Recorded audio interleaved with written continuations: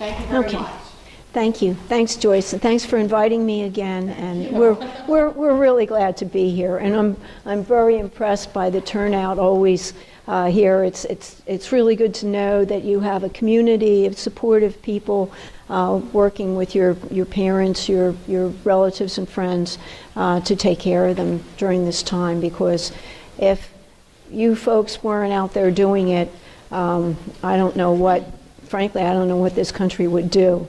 They're really are not the kind of supports necessarily outside of the family that would take care of people to the extent that they need. And even with family support, it can be very difficult. And that's part of what we're addressing really today, the question of when do you stay and when do you go kind of thing. And that's gotten to be a very timely subject.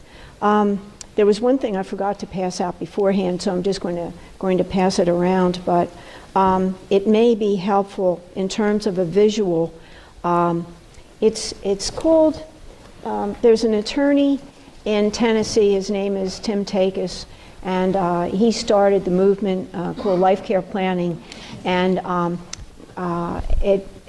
he saw that elder law was not enough, that there really needed to be care coordinators involved, that care and finances and law really needed to work together for the family who are dealing with their senior, their family, their parent or relative or friend.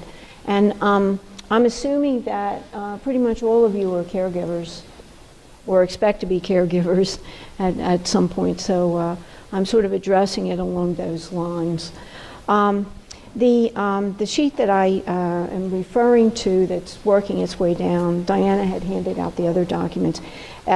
You'll see this little insert, and they refer to it as the elder care continuum. And Tim referred to it as the home sweet home continuum. And sometimes it helps to have a visual to position yourself to say, where is it that the person that I'm dealing with is at this point? And what the home sweet home continuum or the elder care continuum deals with is they look first at health and ability to function. You'll see that on the left-hand side. Then home sweet home, then cost of care, and then public benefits and available resources. And you'll see that it has first independent living. It helps to identify where you are. Independent living where there are no functional limitations, and that would pretty much cover us, I think. We're in a situation, we're at home, we're living in our own house or our apartment or condo. We're able to make our own meals, dress ourselves, bathe ourselves, go out to work, and handle the regular, what are referred to as activities of daily living. We don't really need additional help. There are days when we might feel like we need additional help, but not to the extent that we need to have other people involved, certainly not to the extent that we would need government benefits in order to be able to survive, in order to make it. So basically, all of us are aging, some of us more so than others, and many of us are able to almost turn back the clock. But as long as we have, my mother used to say, as long as you have your health. She wouldn't finish that sentence, but it was, as long as you have your health, you're okay, because you don't need a great deal of money necessarily. You can make it in the day-to-day world. So you have no functional limits there. You're living at home. Your cost of care, well, we have health insurance, which can run up, and we may end up at doctor's appointments, but we're not really spending a great deal of money on care. And as far as public benefits are concerned, if we're over 62 or somewhere between 62 and 70, we may start to collect Social Security, and at 65 we're eligible for Medicare. But other than that, we're really not talking about government benefits. The next stage on the home sweet home continuum is limited function. And that's where you start to deal with the situation, the person who needs to get around with a cane, possibly from time to time a walker, but generally speaking is able to get around at home. They may have some limitations in terms of hearing or vision, but they may be going to the doctors and that kind of thing, but they might still be able to drive. And generally speaking, you're talking about people who have their mental functioning pretty much intact, and can handle things at home. So it might, however, be necessary to bring in some assistance into the home in order to be able to deal with things. So maybe, I confess I do have somebody who comes and helps clean the house. I figure I owe it to myself, since I work all day, that, you know, once every other week to have somebody clean the house. But and actually, when I broke my ankle not that long ago, I had someone from Home Instead Senior Care come to my house and help me get around, get me to the doctor's office. And it was somewhat embarrassing to me because she was older than I was. So I was thinking, am I supposed to be taking care of her, or is she supposed to be taking care of me? It seemed kind of strange, but you don't recognize these things, and you think, well, maybe they'll send somebody, like a 25-year-old young man who'd help out would be helpful, but we had a lady who was older than me, but I had some assistance, and there was some additional cost. Then you arrive at, and you can see what I'm talking about is, we're not talking about black and white. We're not talking about someone who is either totally functional or totally in need of care, but there are many shades of gray here. And that's something that's being recognized today more than it was 16 years ago when I first worked in this field. The next areas you have more limited function, more difficult to get around. And by the way, I would point out there are certain things to be aware of that can help. I'm starting to call these things extenders. There are things that can help to keep people at home. If you think about it, you would realize that yourself, but there are some that I would point out to you. One thing that has been somewhat surprising in some surveys recently is that hoarding is a problem. And if you can get and I can see some expressions, if you can get your family member to start discarding things, to start organizing things, it even relates to whether or not they're likely to develop Alzheimer's or dementia. That there seems to be a connection between hoarding. Now, we don't know whether it's cause and effect. If you have dementia, are you more likely to hoard, or if you're hoarding, are you more likely to develop dementia? But in any event, it's a really good idea to try to start organizing the home. And if for no other reason, it's going to prevent the greater likelihood of falls at home.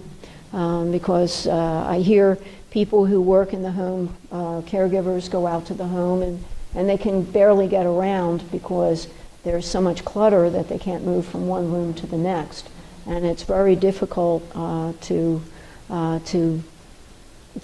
handle day-to-day living if there's hoarding going on. And I'm not exactly the most organized person on earth, so I'm not necessarily the first person to deal with that. I've heard of people who organize their shoes according to color coding, and they have it perfectly on the shelf and that kind of thing. I don't consider that normal myself, but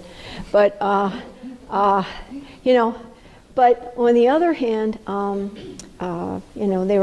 are certain parameters, and we grew up. My brother and I grew up in a home where if someone had dropped a match in one room down in the basement, I don't know whether it would have still been around. So there are some problems there.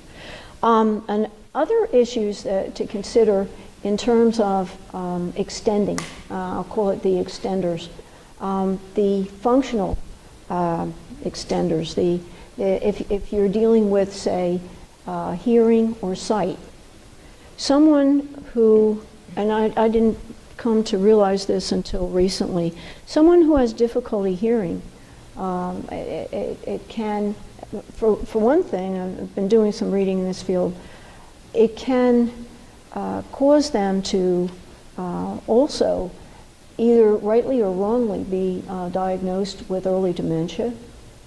If the person can't hear you, you might think that they just don't get it, that they're not that sharp anymore. And it might not be that at all. It might be they don't hear you.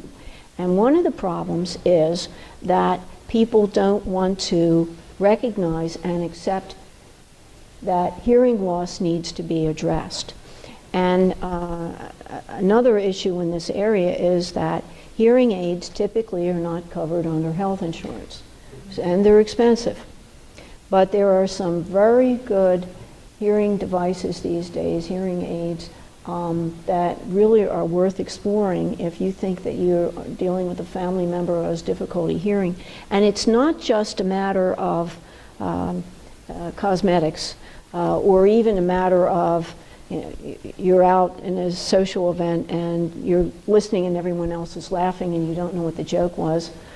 I have to admit myself, I started wearing hearing aids. I know I don't feel that I'm old enough for that, but I took a hearing test with ABC Hearing Net that's in our building, and the woman had me in the box, and she was sending through messages, and I didn't hear a thing.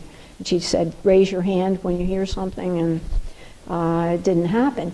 And it really made a difference when I did start wearing hearing aids, and what really affected me was one day I was walking the dog, and there's an alley behind my house in Westchester, and I heard the motor of a truck behind me, which I'm sure I would not have heard without the hearing aids, and the truck was coming down the alley.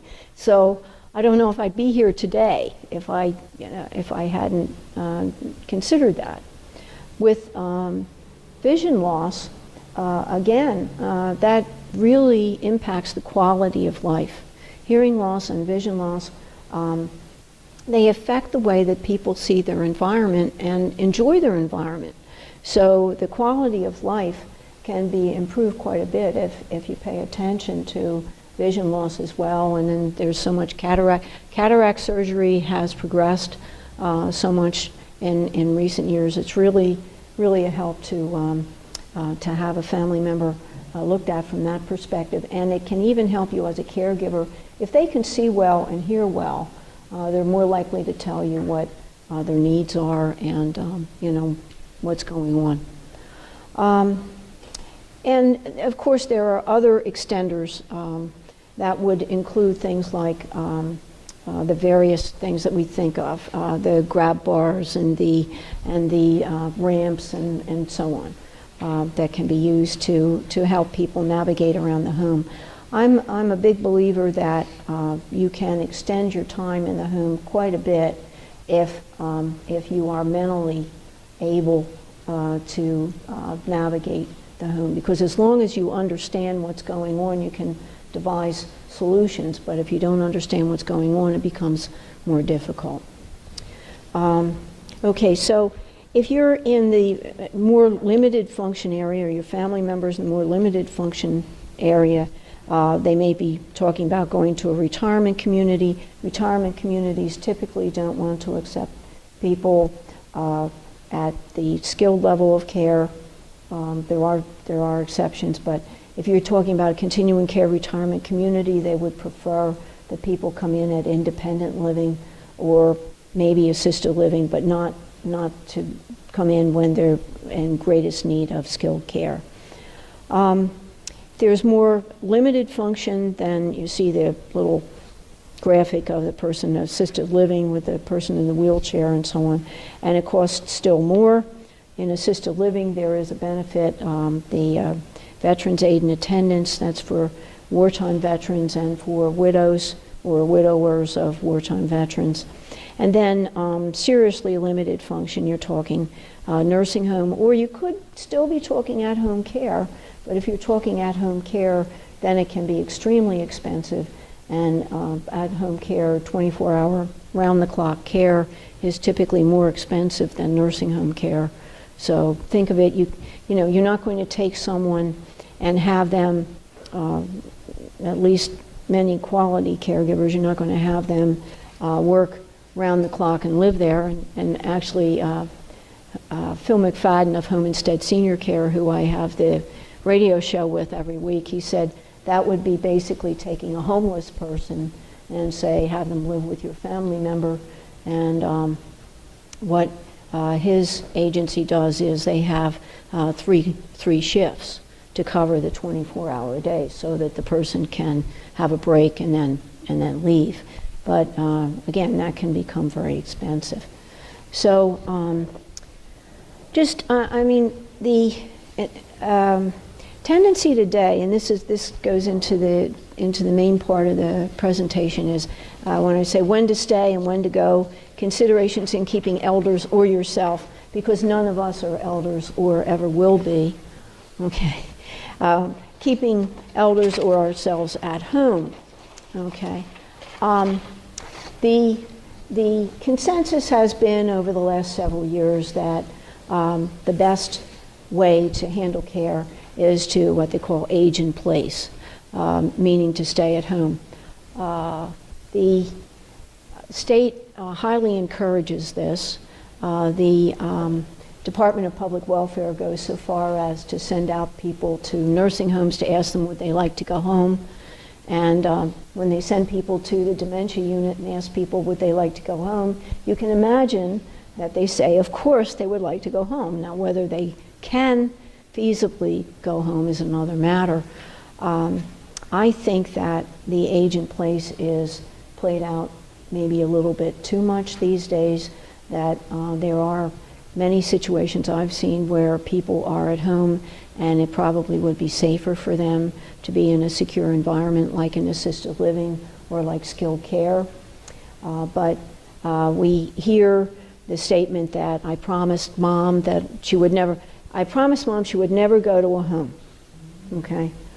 And so it's guilt, right? And if you grew up in one of those cultures where guilt is really prominent, it can be more of a problem than for your average person. But it's, if I do this, what does this mean? I've given up on my parent didn't want this, they're in a home, and this is terrible. And I would suggest that the problem is not just being in a home, being in, whether that's assisted living or skilled nursing, but one night Jeff and I we were leaving a facility, very, very attractive facility, and I turned and looked back and I said, you know, the problem isn't that they're in a home or a facility.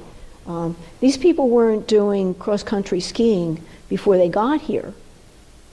You understand that what you're doing is you're placing people someone who is sick with other people who are sick. So it sort of exaggerates the effect. People who go to, say, skilled nursing, if they are still in possession of their mental faculties, would look around and say, there are a lot of other sick people here. And it's not an attractive environment to be around a lot of other sick people. And it doesn't matter whether you're in a chateau overlooking the ocean or whether you're in a local nursing home. The fact is that you're around other sick people. So one of the primary motivations, I think, should be not to be sick. I mean, as long as you can. And a lot of people are getting that message, and you'll see when they talk about baby boomers and how, you know, the gray tsunami, Ever hear that expression? The grace, and I hate that. I really hate that. I mean, just because, and I'm a boomer, but I guess I don't like the idea of being part of a gray tsunami. You color your hair instead, and keep on going.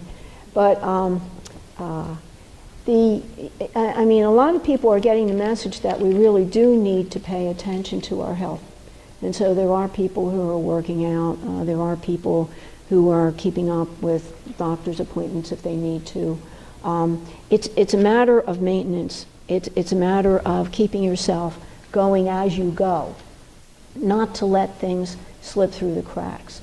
I was just talking to a man the other day, and his sister passed away, and she would be in the boomer generation, and she had decided that she was never going to have a test for cancer because her father had never had a test for cancer, and therefore he lived to be like 92.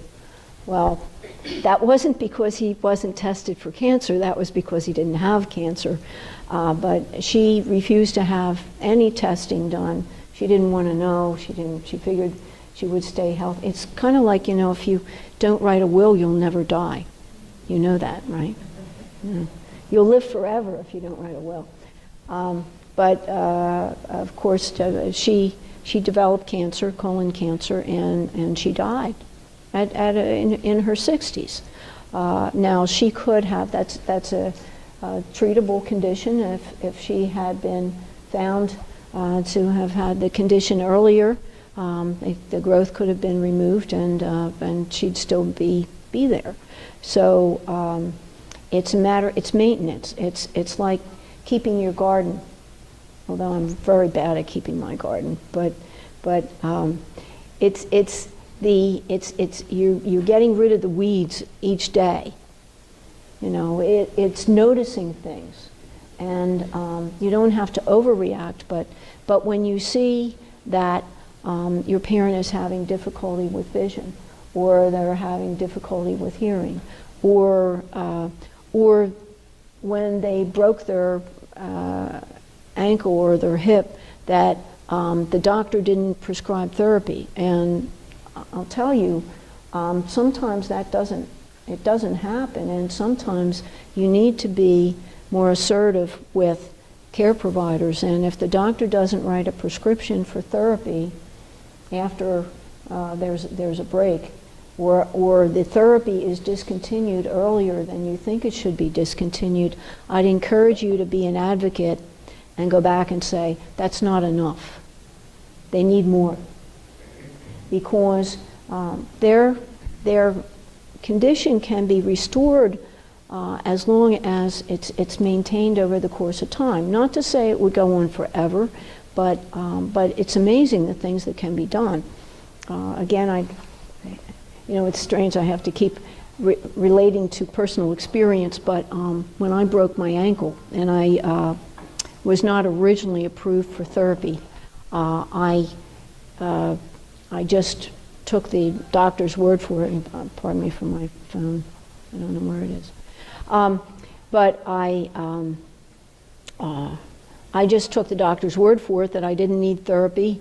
The bone was healed, the x-ray came back fine, I was okay. Well, I wasn't okay. And 5 months after, I was still in pain and still unable to walk properly. So I went to my primary care physician. Since the orthopedist didn't write a prescription, I went to my primary care physician and I said, I need therapy. And my primary care physician wrote a prescription for therapy, and I went to Personal Touch, which is an excellent physical therapy outfit. And I knew it had to be good because people coming up in the elevator, it's in my building, people coming up in the elevator would be talking about how great it was and how they could walk again and so on, older people. And after physical therapy, it's just amazing how much can be restored. Many times we think, well, this is the beginning of the end. This attitude that you reach a certain age and it's all downhill from here. You get that, well, okay, you're 65 and that's it, or whatever age. I don't believe that is a proper description of what happens. I think of it more along the lines of, and I don't know if you had experience with this kind of thing as a kid, but it was a roly-poly kind of doll that you would hit it and it comes back, you hit it and it comes back. And I think that's what happens is you kind of, you know, we keep getting hit. You know, like, yeah, I know, like the roly-poly doll, you know, we keep getting hit and we work our way back, and then one day it just, we don't get back. But I don't believe that it's a matter of simply reaching a certain point and then everything goes downhill, because you know many people who have gone through difficult times and they work their way through that difficult time. I know I've had a lot of clients like that, and they can get better. It's not just a perpetual regression. It can get better. Considerations in deciding whether to stay at home. And by the way, age in place is not necessarily the only answer. I have had some clients who said, if I become seriously ill, I would prefer a nursing home. And every one of them has been a woman, and everyone has said the same thing. They've said, I don't want my children to go through what I went through in caring for an older parent. Because some people, the stress was too much for them. It may have affected them physically, it may have affected their marriages, it may have affected them financially, and they say, I don't want my daughter or son to have to go through what I went through at the time. I would rather be in a nursing home than have that happen. I've never heard a man say that, but maybe I just haven't. My husband says it. Yes? Yes. Mm-hmm. Yeah, okay. So, I mean, it's a consideration. Because it can become a tremendous strain. So the questions to ask when deciding whether to stay home or whether to go, I'd say the first question is it safe? I think about, in our case with my mother, she was at home alone. There were, myself, my brother, and my sister, we were all an hour away in different directions. My mother developed dementia, and now my sister was a nurse. My brother was a professional engineer, and at that time, before he became a certified senior advisor, and I was an attorney practicing law for 20 years. We each lived an hour distance away from my mother. My thought was, how hard can it be to take care of one older lady? And I found out. And fortunately, I wasn't the family member who had to do most of the work. Jeff was involved in cleaning out the house and home repairs and all that kind of thing. And in addition to other things, but largely. My sister, who's a nurse, well, of course, because she was a nurse, was called on she ran the blood pressures and the glucose checks and all of that kind of thing. And my sister and I then were both involved in taking Mom to the supermarket. And those were the easy things, the supermarket, the bank. My mother used to take the trolley downtown to go to the bank and that kind of thing. But that was easy, relatively speaking. But what was difficult was not knowing what was happening when we weren't there. Because, for instance, in summertime, with summer coming on, we didn't know if Mom turned on the air conditioner. And she had neuropathy. She wouldn't be able to determine that it was hot. She just didn't feel that it was hot. And so sometimes she would have blankets on her lying on the sofa in summertime without the air conditioning on. Now, we could have driven an hour to see if the air conditioning was on, but then we didn't know whether she would turn it off after we left. And also, it was an old house in Philadelphia, and so it wasn't central air conditioning, so she might be in the room that had air conditioning, or she might go into another room. Another consideration, although we didn't have to worry about this one, but if you have a relative who cooks, if they're using the stove, are they going to place things on the stove and forget about it? Are they going to place, say, plates on the stove and not realize that they need to have a pan with water? Are they going to be baking and leave the oven on? Fortunately, my mother had a microwave and she liked to microwave things, so you knew that there was going to be a time period when the cooking was over and you weren't going to have to worry about fire, but it could be a consideration. We tried to have a phone chain, which, I mean, all of these things are, I mean, these things are strategies that, you know, to try to extend the person staying at home. We had a phone chain where, now my aunt was almost, it was kind of humorous, I guess, in my family. My aunt, who was 12 years older than my mother, became a caregiver to her younger sister. And my aunt would say things like, "Your mother is too old for this," and we would point out to her that my aunt was 12 years older than my mother, and she said, "Forget about that. Who cares? You know, your mother's too old for that." But anyway, my aunt would call my mother to make sure a couple times a day to make sure that my mother was okay. But then if my mother didn't answer the phone, then what do you do? Or we needed to be concerned, or at least consider, could my mother fall at home and then she couldn't reach the phone? Well, now we have the cellular phones, but then you have to know that they're going to be recharged. You have the ads for the, you know, I fell and I couldn't get up, and you have the alerts and that kind of thing. That's a possibility. It could be an extender, but these things have limitations. A couple years ago, I wrote a column, and it was after reading about some plans to have people stay at home with cameras, like video, the nanny cams. And the column was called "Smart House Meets the Nanny Cam."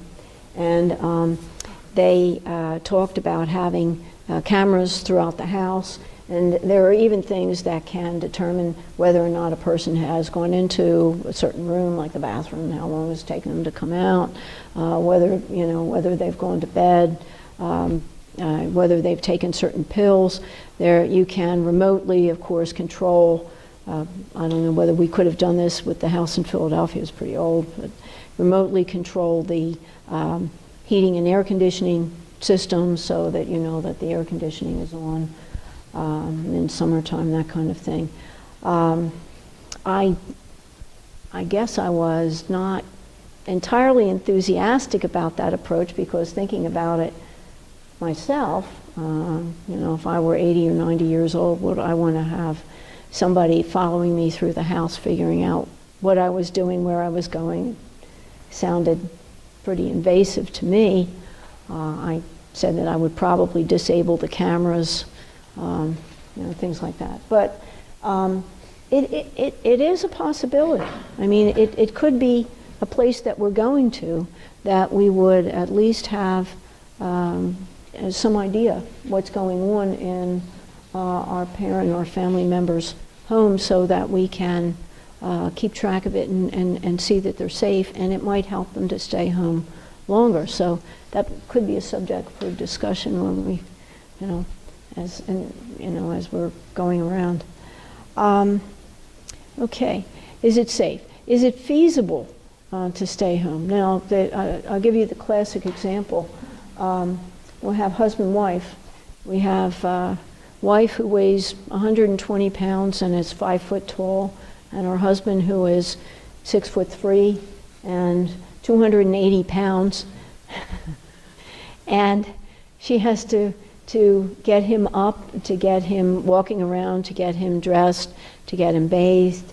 I mean, you might be able to do it for a period of time, but for how long? That could be very difficult. I've had clients who we had to worry whether they, one lady she strained herself so much we thought that she had broken some ribs in trying to lift her husband. So it can be extremely difficult. Assistive devices can help with that too, but now remember, you're limited in terms of funds too. You know, I remember an expression from a different area entirely from years back, and it had to do with real estate, and somebody was asked at a zoning hearing, could you build a house in a certain area that was near a creek? And he said, we could build a house on water, but how much would it cost? And I've thought of that expression in terms of caretaking. I mean, you can, for instance, it's possible to have somebody in a sling. I've learned this recently with an outfit that I interviewed on the radio show. You could have somebody on a sling, you could have a track on the ceiling, and they could be carried from basically from one room to the next. Of course, many people are familiar with Hoyer lifts and that kind of thing to lift people from their bed. There are specialized wheelchairs, there are all kinds of things. But, you know, it can get expensive, and, you know, it's, whether it works in a given situation, it's hard to say. Also, in terms of time, or distance. I mean, if your parent lives 3 hours away, and, you know, or more, and you're trying to get to them, you'd have a limited amount of available time if you are still working. And, you know, are people going to quit their jobs? I've had clients who've quit their jobs to care for their parent at home, but then the question is, can the adult child afford that? Because it affects their 401k, it affects their Social Security, it affects their financial security. One woman said to me, Mom can't go into a nursing home, we depend on her Social Security to pay for the household expenses. That's not really the way that things should be going. And it can be difficult to get back into the job market if you get out of the job market.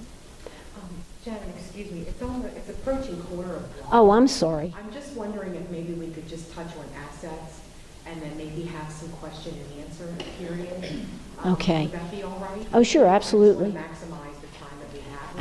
Absolutely. Okay. Would you want me to go into what benefits are available where and that kind of thing? Okay. Yeah. Okay. It can be answered fairly simply in terms of at home. There is very little by way of government benefit for at-home care. There's a thing called the Family Caregiver Support Program that can provide a minimal amount of financial assistance, and also some help with things like handicap ramps and you know, assistive devices and that kind of thing. But not much there, and you do it through the County Department of Aging Services. If the parent has very limited resources and has no more than about $2,000 a month in income, they may be able to qualify on what's called the Medicaid waiver program to have people come into the home. That is the most expansive program at home for most people. Assisted living, Veterans Administration has a program called Aid and Attendance, and that can provide a monthly support to a wartime veteran up to about $2,000 a month, or to their widow up to about $1,000 a month. It has to be a wartime veteran, and the application can take as long as 8-9 months or so to be approved. So you have to, know in advance. When they do approve it, they backdate it to the date of application. Okay. That's need-based. That's need-based, right? Assets cannot be higher than $80,000 there. However, you can transfer assets and then qualify. So it's not like Medicaid where they have a a prohibition against gifting. Now that may change, but that's where it stands now. So if you have $100,000, gave $20,000 away, you could file an application. But then you have to consider if you might end up going into skilled care, that if you gave away $20,000, then how does that build into the plan, okay, the overall plan? Because of Medicaid, because there are penalties with Medicaid. And then finally, with skilled nursing care, the Medicaid program for people who have gone through the process, it pays for everything once you've been approved. Now the person's income goes to the nursing home, but it does all the co-pays with Medicare. It pays room and board and supports and so on. So it covers everything. But the assets need to be down to either $2,400 for one group and $8,000 for another, depending on your monthly income. The way that you get down to that point can differ, so it's important if it looks like somebody who is a family member might be going to skilled nursing to get help, professional help in deciding how to handle a spend down. And it's a good idea even if you at that point have $300,000, $400,000 in assets or more, you still need to, once you see that care is going to affect what the assets are, then it's important to seek professional help, because you don't want to wait until you get down, your assets get down to the point of qualification. There are things that can be done earlier. It's complicated. It's not the same as it was back before 2006, but particularly for spouses. There's a lot we can do for spouses. In fact, more, after they tightened the rules on Medicaid, there's more we can do for spouses now than we used to be able to do for spouses. So, go figure.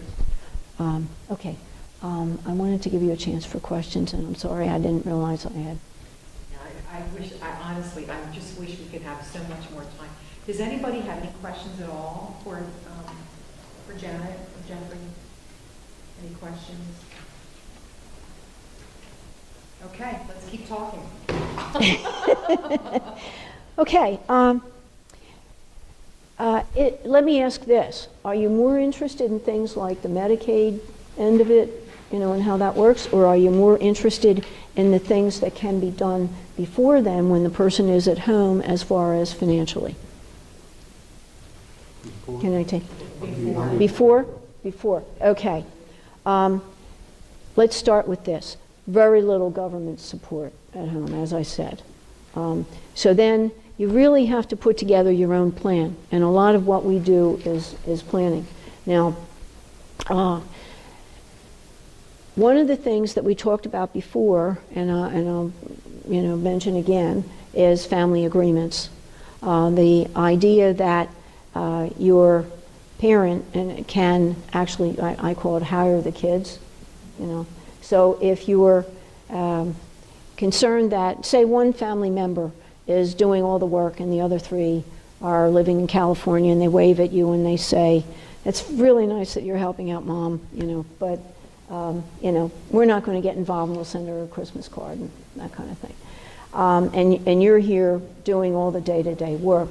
Your parent can hire you under what's called a family agreement and pay you, and it should be in writing. It really has a lot of powerful assistance that you might not think of initially. You might say, "Well, my parent doesn't have that much money." Okay, they're cash poor, but they own a house. But the house is paid for, or mostly paid for. If that's the case with a family agreement, if it's in writing, what we can do is we can set it up in connection with what we refer to as a private reverse mortgage. What that does is it's a document that gets recorded on the house, And what it means is when the house sells, then you can get paid back. If your parent doesn't have enough money now, there may be enough money when the house sells, and then you can get repaid. And that can be both for work that you did for them, or you may have actually laid out toward living expenses. I helped another attorney, actually another elder law attorney. He came to me, and I explained how he could put this together for his mother, and he was paying the cost of the caregiver who came into his mother's home. Well, then when the house sold, then he was paid back from the proceeds of the sale of the house. If there were not a written agreement in advance, then the government could claim that that was a gift. That, you know, when you sell the house and you take the money, that was a gift. Or even if you're being paid as you go, that could have been considered to be a gift. So we protected it against any government claims and any creditor claims, because we put it in as a mortgage against the house. So at the settlement table, then the child becomes a creditor and is paid at the settlement table. We have had... Does that document have to be recorded at the courthouse? Well, we do it when we do a private reverse mortgage, yes. If we have a family agreement, that can be step one, and we don't need to record that. But we do need to have it in writing in advance of the money being paid, so that people will come in and they'll say, for the last 20 years, I paid all of my mother's expenses. Well, if it wasn't in writing in advance, it would be very difficult to take the funds back now before the person qualifies for Medicaid, if that's what the story is.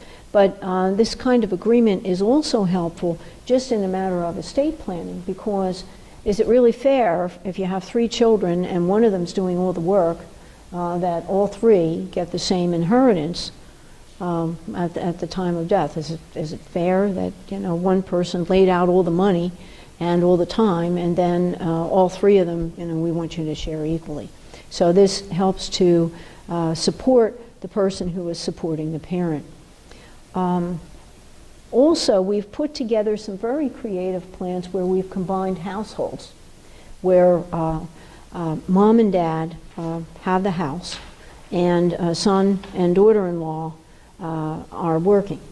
And mom and dad and son and daughter-in-law pool their resources to get a house that neither group could afford on their own, and we make it handicap accessible. And mom and dad, on the sale of their house, are able to put the down payment on the new house, and son and daughter-in-law are able to pay the mortgage for the balance, and contribute in that way. And we write it up as an agreement, and we title the real estate appropriately, so that, again, that's not considered to be a gift, but it is a continuing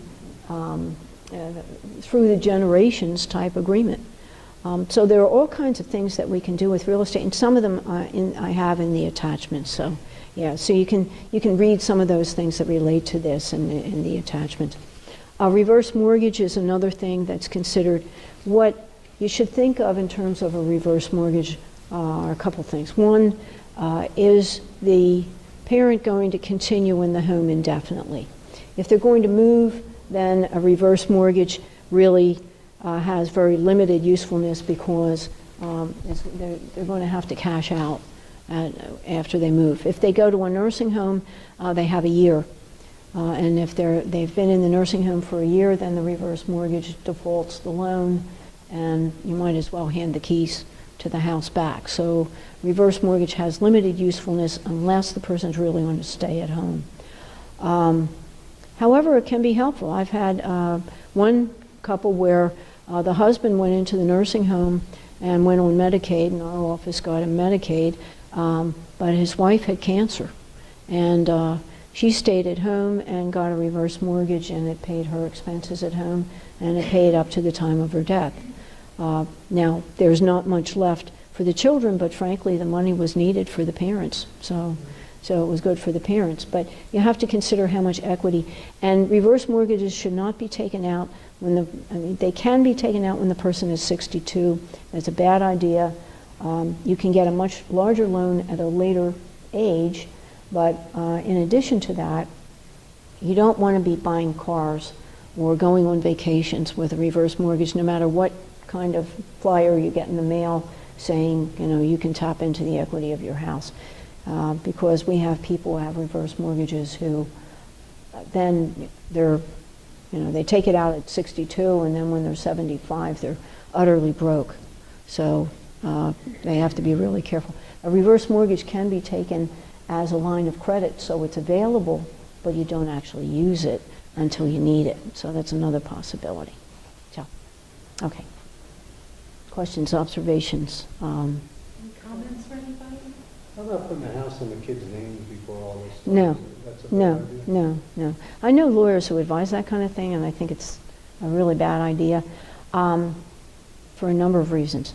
I call it see, you're familiar, I don't know if you're familiar with the 5-year look back. Medicaid will say, if parents going into a nursing home, they'll say, well, we'll look back 5 years prior, and if there was any gifting, then we want to have that returned. There are ways of dealing with it if that was done, if there's enough money left at the time that that people come to our office. But there are some offices that say, well, since there's a 5-year look back, transfer what you have to your children and hold your breath for 5 years and hope that you don't need long-term care, and then you'll be home free. That's a really bad idea for a number of reasons. First of all, the people show up at our doorstep 2 years later when assets were transferred. So they weren't able to stay healthy for the next 5 years, and their parent does need to go to a nursing home, and then there's a penalty where you have to return it anyway. And for people who got stock and the stock fell, that was a real problem. Also, independence. I had one lady who came to us. She and her husband transferred their house into the name of her daughter and son-in-law, and all 4 of them were living together. And her husband died, and she didn't get along with her son-in-law, and he threw her out, and she was homeless. So, and who wants to go to their children and ask for money? I mean, really, I don't care how old you are. After having earned it yourself, do you really want to have to go to your children and ask for money? There are other things that we can do. There are even other things we can do for their children, but we don't do those things unless we take care of mom and dad first. Anybody else? We're approaching the 1 o'clock moment in the presentation. Anyone else have any statements, any questions? Well, I'd like to take this time to thank Janet and Jeffrey. Janet, do you have anything that you want to add? Well, basically, certainly one of the most important things is actually what Janet is talking about, which is the pivotal point is the healthcare issues, because the healthcare determines what your legal needs are, which then determines what your financial needs are. And it's very important to keep that sequence. Sometimes people will look at a situation and look at the finances and then determine what health care they need from that. That can only lead to trouble, because it goes back to what Janet was saying in the beginning. A person needs to be in a safe and appropriate environment, and then they need the legal documents in order to provide that. And from that, they determine what the financial situation is. And when people follow that sequence, the health care, to the legal, to the financial, that's when the family gets the best results. And I would just say that overall, if you keep that sequence in that order, you're going to get the best results for your family, because you're going to make sure the person is in the safe and appropriate environment they need. You're going to check to make sure that the legal documents are in order, so you can do the things necessary that you need to do to support the person. And then finally, that gives you an idea of what the finances are. And keep in mind that the limitations financially a lot of times can be overcome with the appropriate planning, both from private sources, from the family, from the individual, and then working and determining what government benefits are available. Thank you very much. Yeah, do you have a question? How or what kind of advice could you give me if you have, we have a situation where my husband's sister has power of attorney, and we don't believe his father is in a safe environment. We didn't believe both parents. In fact, his mom fell and died a couple of months ago. And we really would like to see him in an assisted living situation. Mhm. And she refuses. And we honestly believe it's a money issue, and we don't know what to do. He is not safe at home. Uh-huh. He does have an aide that comes in for 2 hours a day, 4 days a week, but the rest of the time he is alone. Do you think he's competent? Yes, mentally he is competent. He can be talked into almost anything, but yeah, he's competent. Mhm. He's very physically, has a lot of issues physically. Mm-hmm.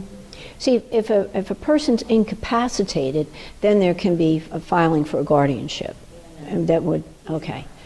Then it's a matter of, is she denying access? Is she allowing the family to visit him? Oh, yes, we can visit, but we can't know anything that's going on as far as finances. I mean, there's been changing of wills, there's been, Mm-hmm.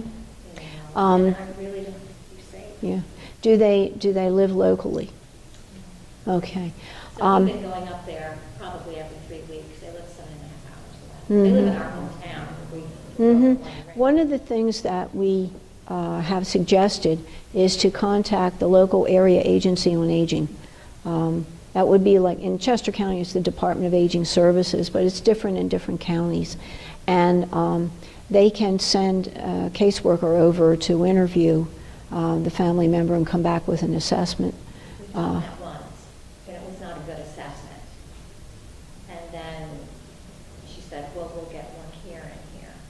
And I'm kind of thinking it's going to happen again because of the mom falling.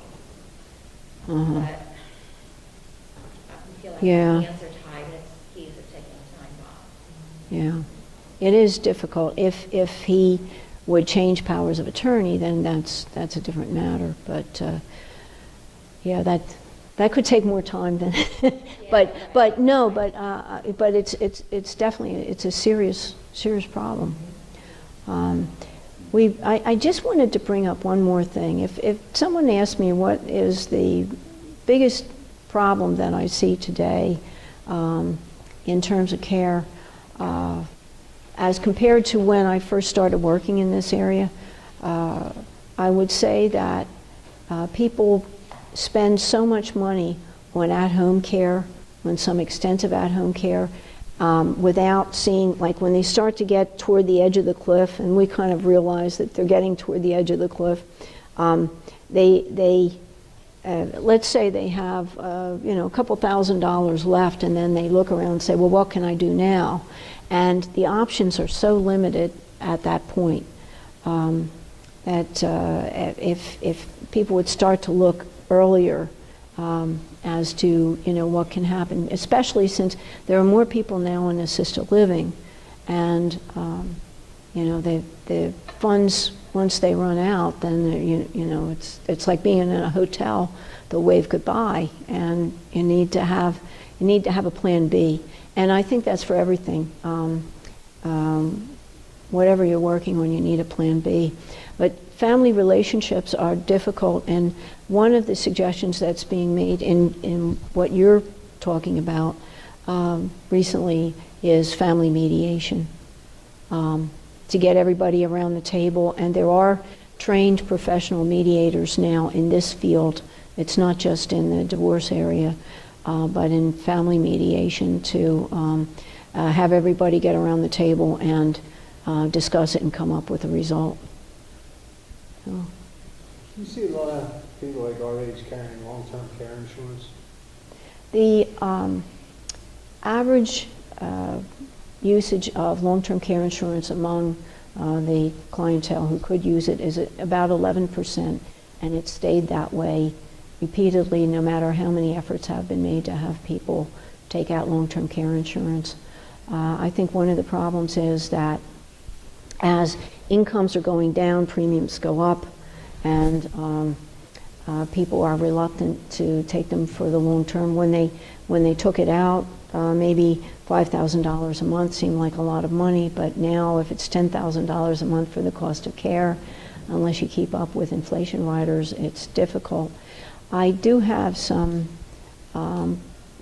positive feeling for what they call the hybrid products that are a combination of long-term care insurance, annuity, long-term care insurance, life insurance, where there is some money coming back regardless, and it can be a one and done.